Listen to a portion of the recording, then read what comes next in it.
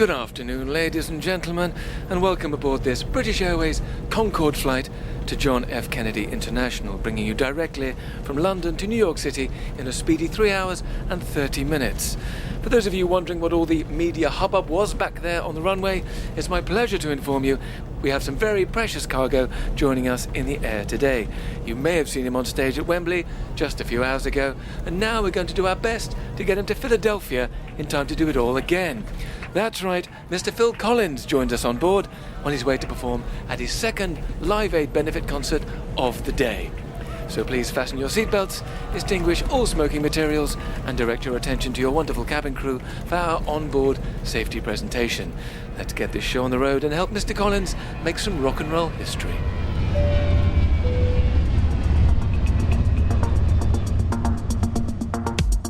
Some legends are born in the course of a single day. July 13th, 1985 is one of those days. Live Aid is one of those legends. At the middle of it all, the only artist brave enough, or potentially foolish enough, to agree to play both editions of the concert on two separate continents in the same day. A feat that will cement Phil Collins' status as one of the most important artists of his generation. I'm Zoe Ball, and this is Era's Phil Collins. Episode 3, The Imperial Years. How successful do you have to be before people really start to take you seriously? That is the question facing Phil Collins at the beginning of 1985. Did you get dumped from the Oscars? Was that an ugly rumour? Or? No, well, I was going anyway, because when you get nominated, it's a big moment for me, for any English musician. The year previously, Phil had released his single Against All Odds from the movie of the same name and watched it climb all the way to the top of the Billboard Hot 100. And now, the song had been nominated for an Oscar. Not bad for a lad from Hounslow. I was on tour, and I was going to be flying through LA to Australia. And I said, I'll be there to sing it. And they said, we don't want you to sing it. Somewhere in the upper echelons of the Academy, it's been decided that the dancer, Anne Reinking, will do a better job of performing the song. When the song started, everybody in front of me turned around and looked at me and said, oh my God, because it was pretty terrible. And all the while, at the back of his mind, the unshakable certainty that he would have done right by the song if only he'd been allowed on the stage. I'd heard the ugly rumour, you see, that it's because they hadn't heard of your name. That's right, and they wrote me back a letter saying, sorry, Mr. Cooper. It was, dear Mr. Phil Cooper, I'm afraid you're not well known enough. So I said, thank you very much and good night. You've got to have thick skin to move in this town. Against All Odds loses out that night, beaten to the Oscar by Stevie Wonder's I Just Called to Say I Love You. But Mr. Phil Cooper, I have a feeling he's going to be just fine. At the time, your album was #1 in the States. It was during the recording of No Jacket Required that Phil Collins found himself drafted into one of the most storied recording sessions in pop music history. Not that he knew it at the time. I remember I was recording No Jacket Required at the Townhouse in London, and I got this phone call from Geldof, who I'd never met. And he said, hello, Phil, in an Irish accent, which I won't attempt to emulate, but he said, hello, Phil, did you see those things on the television last night? So I said, what things? And he said, the Michael Burke things about Ethiopia. So I said, no, I didn't, I was working. He said, well, it's terrible, man, we've got to do something about it. You've got to come down to the studio on Sunday, because we need a famous drummer to play on this song. Always happy to slide onto the drum stool, Phil headed to the studio to play his part in what he thought would be a low-key session. Bob Geldof. What I remember is on the day, it was chaotic. We didn't know who'd show up, but we certainly didn't expect Collins to show up with his entire kit. I mean, the guy was huge, and he didn't come with all crew and all. He was setting it up himself like it was the school hop. But we spent the afternoon there. The camaraderie there was amazing. I mean, everyone was making tea for everybody else, and everybody was in the control rooms cheering the other person on. It was an extraordinary day. And then he goes in, and I think it must be fairly late, and it's fabulous. And everyone just went, yeah, that sounds like Phil Collins. I remember doing my drum part with everybody in the control room, bopping along, and it was a couple of takes, and that was it. And I went home, and it was all like, what was all that about? For Bob Geldof, there's no mistaking the role that Phil Collins played in the final result. Does it add to the thing? without question. Would it be less without Phil Collins on it? 100%. All of that record just was weird and fabulous and lucky, and it just worked. I mean, we had from about 11 at night till about 5 in the morning to make everything work. We didn't know what we got at the end of the day. But were we glad when we listened to the mix that Phil Collins had barged in and said, "Where do I set up?" We were very glad. Band-Aid's Do They Know It's Christmas spent 5 weeks at number 1. Phil Collins was largely cocooned from that impact. He was hard at work at the Townhouse, finishing off his new album. An album that Phil had designed with one purpose in mind. I kind of set myself a goal of trying to write a more dancey record. I was trying to reinvent myself a little bit because being known more for the ballads, I think I just wanted to try and do something I'd not done before, and I was not known for dancey music. So I kind of wanted to see if I could do it, you know. Turns out he could.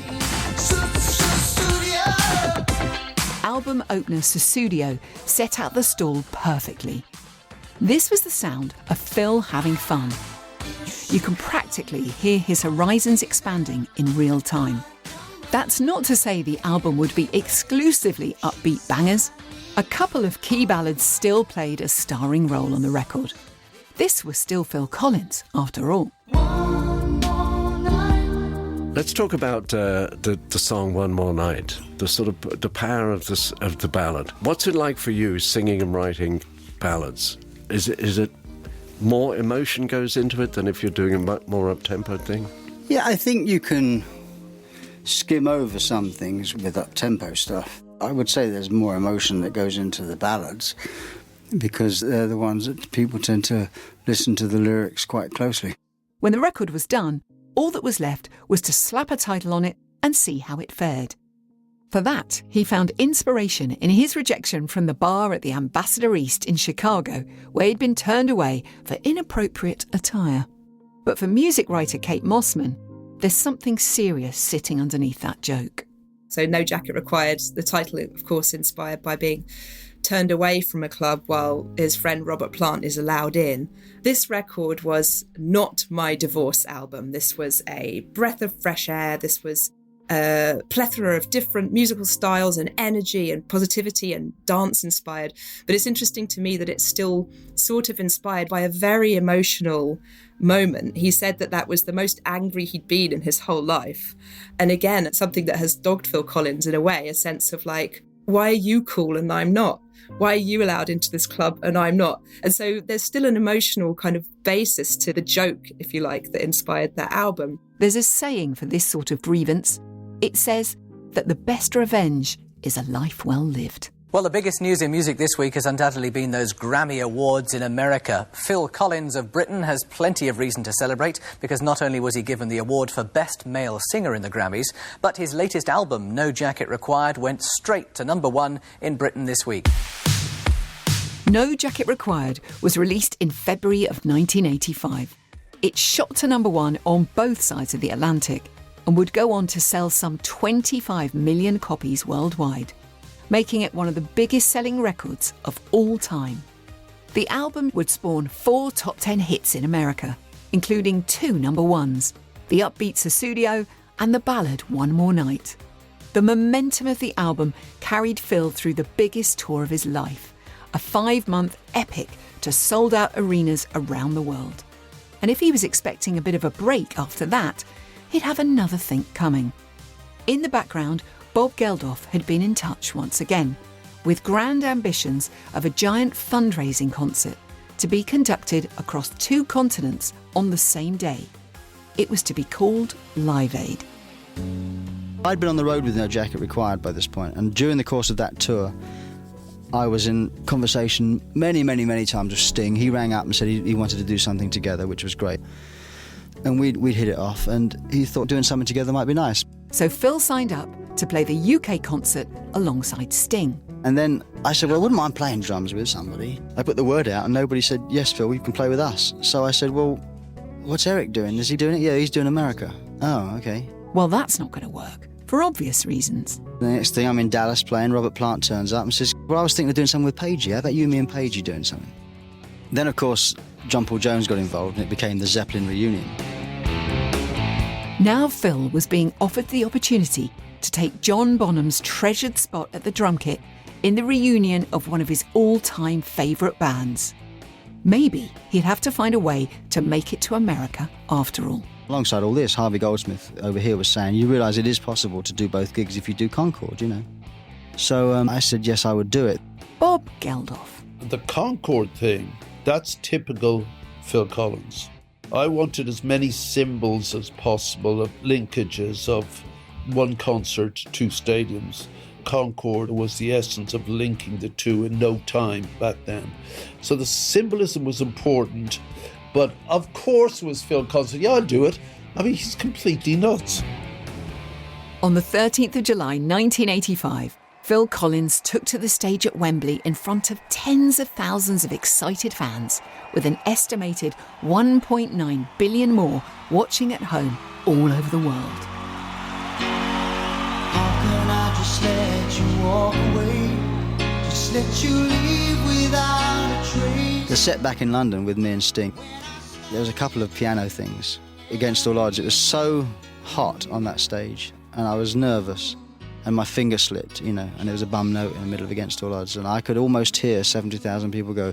Very embarrassing, and the billions watching around the world. But Phil wouldn't have any time to dwell on little mistakes. His day was only just beginning. We got a helicopter from Wembley to Heathrow, and it was very touching, actually, because we touched down at Heathrow next to Concorde, and all the baggage handlers were out. All the baggage handlers came to wave me goodbye, you know? It was very sweet. And I got on the plane, and Cher was on the plane. Now, she didn't know what was going on. She thought all this publicity was for her. And all these people get on the plane with me, like the media, and she apparently rushed to the toilet to put on her wig and stuff to make herself up. Anyway, so I introduced myself to her halfway through the flight, and she said, what's all this about? So I said, it's this gig, you know, sort of broadcast in London and in Philadelphia. She said, oh, can you get me on it? So anyway, I don't see her anymore. You know, we get off the plane, we get on the helicopter from New York to go to Philadelphia. I rush onto the stage, check the piano, check the drums, rush to the dressing room, see what Eric's going to play, rush to the Zeppelin dressing room, see what they're going to play, rush on stage, do my set. So set number 2, another stadium, another 90-odd thousand people in the crowd, plus the untold billions at home. First, Phil backs up his mate Eric Clapton on drums. Then he does a quick solo set at the piano. Then it's time for the set with Led Zeppelin, which proves trickier.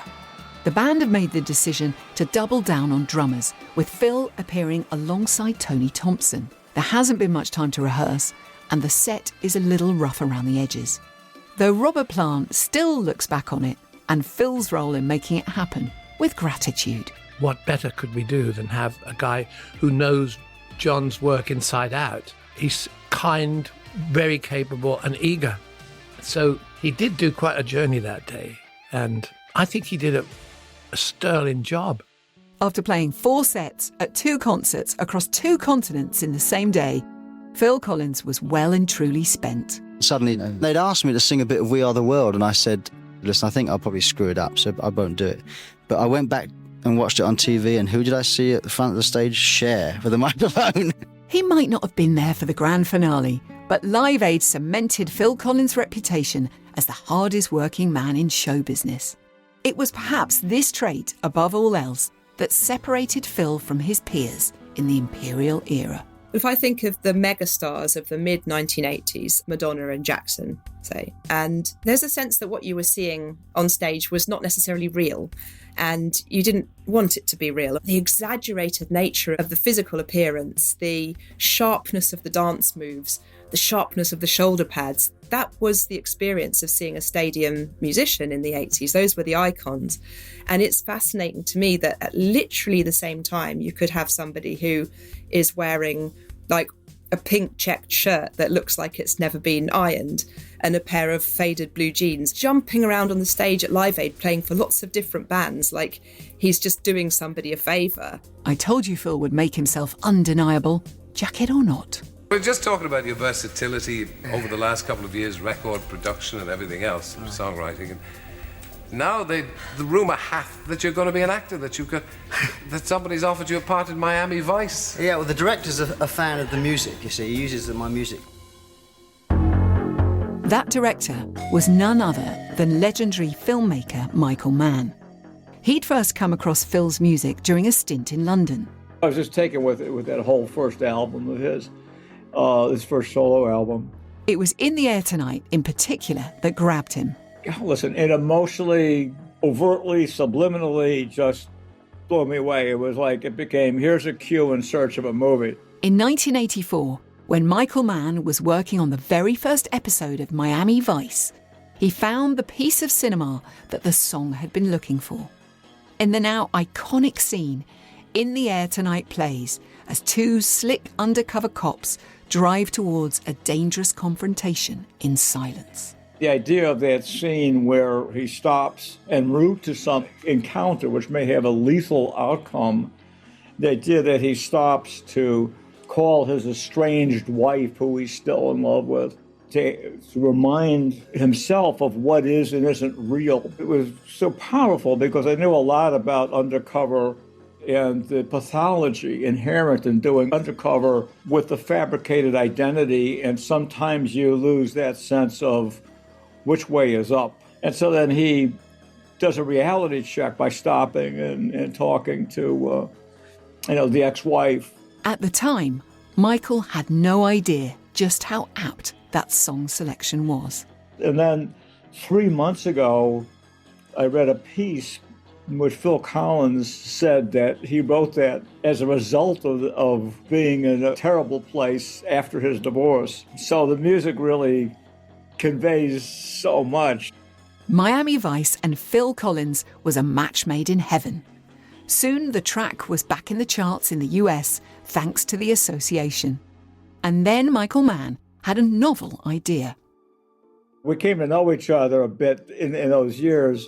We met a couple times either in Miami or London or someplace. And I called him up and said, you want to be in this thing? I'd love to have you be a guest star. And I said, sure, send me the script. Anyway, I started work on it, and I suddenly became aware that this was very exciting. This was something very different. It was like a rebirth. The episode of Miami Vice starring Phil Collins aired in December of 1985. Less than a year earlier, Phil had been snubbed by the Oscars for being an unknown. Since then, he'd had 3 #1 singles and an era-shaking album. He played a pivotal role in the most important concert in rock history. He'd been invited to star in the biggest show on television. In other words, he was on the hot streak to end all hot streaks. Phil Collins, child actor turned rock musician, and now one of the hottest properties in pop. He's much in demand as a singer, songwriter and producer on both sides of the Atlantic. At 35 with a receding hairline, the Mr. Nice Guy of British pop may be an unlikely pin-up, but he's taken the record industry by storm, spearheading the British onslaught on America's most prestigious music award. Collins picked up 3 Grammys for Top Male Vocalist, Album of the Year and Best Producer. And yet perhaps the most unlikely triumph of all was still to come. And it would come within the context of Genesis, a band who had, not that long ago, been a willfully obscure prog rock act. Now, I once saw Genesis play to a capacity crowd of 15 in Farnborough Tech, and that included the bar staff. And I'm not saying this was a long time ago, but Phil Collins was almost completely obscured by hair. Peter Gabriel was dressed as a marrow, and I was wearing a pair of jeans with little bits of curtain material sewn to the bottom. But with the release of their next album, Invisible Touch, their metamorphosis into bona fide pop stars would be complete. 86 was the summer of Invisible Touch. Yeah, we sat in the studio and we had nothing written, nothing prepared, and Mike just started playing a chord sequence, and I started singing She Seems to Have an Invisible Touch. You know, just one of those things that you capture on a cassette, listen back to it and say, oh, that doesn't sound bad. Invisible Touch announced the beginning of a run of hits for Genesis. It was a good year for Genesis because we had 5 top 5 singles in the States, our first #1 single in the States. It was our year. Genesis keyboardist Tony Banks. When we did Invisible Touch, we did a big tour after that and everything, and I remember us playing Wembley Stadium 4 nights in a row. The group was very big at that point. The Invisible Touch tour would keep Phil busy until the summer of 1987. at which point he finally gave himself a break, of sorts. By the time I finished that Genesis tour, I didn't want anything to do with music for a while. I was pretty much at the end of my rope. I just wanted a little bit of a break from it. So Buster was perfect. In the movie Buster, Phil Collins played Buster Edwards, one of the chancers responsible for the Great Train Robbery. His co-star was the formidable Julie Walters. I thought it was a great idea, because I was a fan. And I knew that he'd been an actor. So it wasn't just like casting someone who was a rock star and who'd never done anything before. And there's something about the way he looks and things that just felt right for that character. Phil had conceived of the project as a break from music, but his producers had other ideas. They wanted you to do songs for the movie. Yeah. And you weren't keen on that. You wanted people, I'm acting here. Yeah, I just didn't want, I wanted to be taken out of that world and put in a different world so people wouldn't be sitting there waiting for me to sing. And that worked. I mean, I did say I got, what about Lamont Dozier, he wrote with Holland Dozier Holland, he wrote classic songs from the 60s.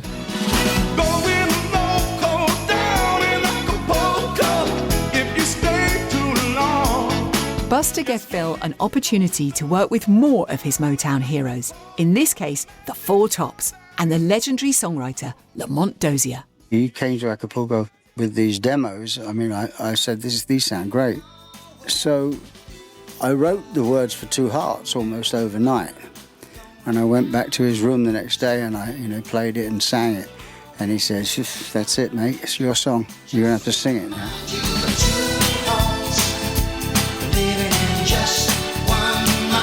How did A Groovy Kind of Love come about? I said to the director and producer, I said, wouldn't it be nice if there was some kind of romantic song on the radio when Buster and Julie are saying goodbye? And I mean literally on a radio, that kind of quality. So they said, yeah. What kind of thing do you mean? I said, well, Groovy Kind of Love was a hit in that era. Maybe Andy Williams singing it. So they said, all right, well, show us what you mean. So I went home and I made a little demo and I sent it to them. So when I went to see a rough cut of the film, as, I'm saying goodbye to Julie, giving her a kiss goodbye, my demo comes on.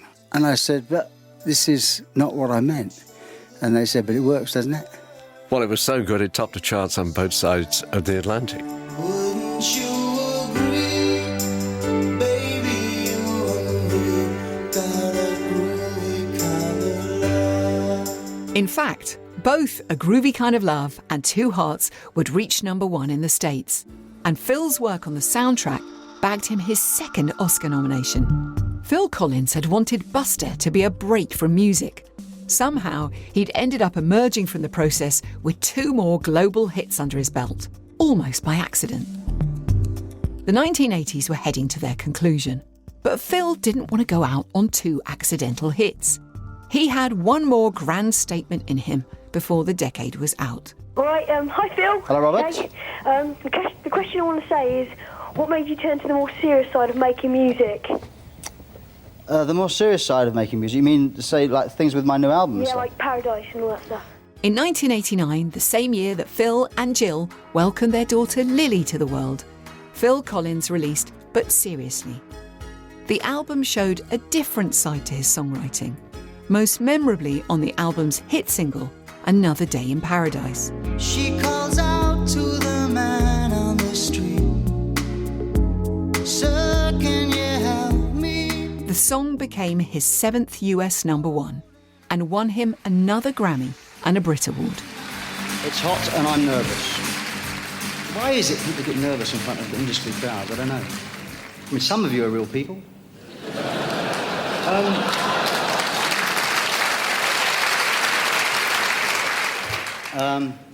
First of all, I'd like to thank all the people that voted this. Their fave, as a lot of people must know, it's about the homeless. And I'd like to take this opportunity of thanking all the people that work, paid and unpaid, for the homeless in this country. They don't get much credit. And it's something that should really affect us all. We'll all see it driving home tonight from our nice cars. So don't turn away, don't look away. We can all do a little bit, all right? Thank you very much. Another Day in Paradise was a huge hit, and yet it didn't land without controversy. It seems that the criticism you got for Another Day in Paradise, that somehow if you're successful, you're not allowed to have a political view about something. Yes, it baffled me a little bit, because I think the actual lyrics are saying that another day for you and me. I mean, whatever situation we're in, we are in a much better situation than these guys and women sleeping in boxes. But then the truth is, Phil Collins had been getting a hard time of it from the critics for years. Your latest album now, But Seriously, which went to #1, and indeed, I think it's there for severely weeks. It didn't get received all that well by the critics. The only people who liked it were the public. Yeah. Well, that's true. I don't have a problem with the public. The public seem to like what I do. Yeah. But the critics hate me, you know. I've got a sort of bullseye on my back. It was almost as if Phil, once held up as the everyman done good, had got too big for his own boots. Kate Mossman. In the 70s and 80s, music criticism was extremely powerful. It would make or break people. And there was a feeling in music journalism that the underdog was valued, and the people for whom success came easily and who made a lot of money were sometimes rather unsavoury characters. So there are a lot of people who are very unpopular with critics because they're popular with the people. It happened to Sting, it happened to Queen. They're selling millions and millions of records, they're selling out stadiums, but they can't get people to take them seriously as artists. And the thing is, this backlash, it was about to take on an entirely new dimension. For the longest time, whatever the critical response to his music, Phil Collins, the person, had fundamentally been considered one of the good guys. I think it all started from a newspaper ringing my mother up and saying, "Now come on, Mrs. Collins, give me some of Phil's faults, you see." And my mum sort of she told me this after. She said, "Well, all I said was, I can't think of anything off the top of my head." And so suddenly I became Mr. Perfect, you know. And then that became Mr. Nice Guy. Phil always understood that reputation without necessarily agreeing with it. I think what makes me appeal to a lot of people is the fact that I am like them. If you actually relate to the people you're talking to, they treat you as their spokesman, almost. The danger is that you become Mr. Nice Guy, Phil Collins, which I seem to be branded as at the moment and for the last couple of years. And nothing annoys me more than reading that, because I'm not particularly nice, Mike. I have my other side. And in the 1990s, the tabloid media was about to seize on that other side and run with it. Next time on Era's Phil Collins. You find it frustrating, the way the media are kind of monitoring your private life? They've now sort of turned against you. From being Rock's Mr. Nice Guy, you've become a #1 cad for leaving your second wife and going off to Switzerland, Dorian, as you were saying. Well, you know, I never liked being Mr. Nice Guy in the first place. It's no more Mr. Nice Guy. I'm Zoe Ball, and this is Era's Phil Collins. If you're loving this series of Eras, hit subscribe in BBC Sounds and switch your push notifications on. We'll let you know as soon as new episodes are available.